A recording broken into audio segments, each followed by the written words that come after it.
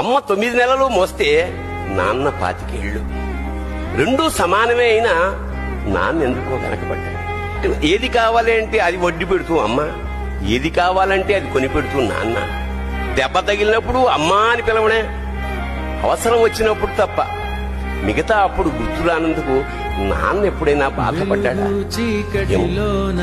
ఇద్దరూ సమానమే అయినా పిల్లల ప్రేమను పొందడంలో తరతరాలుగా నాన్నెందుకో వెనకబడ్డాడు. అమ్మకి మాకు బీరువా నిండా రంగురంగుల చీరలు బట్టలు, నాన్న బట్టలకు దండెం కూడా నిండదు.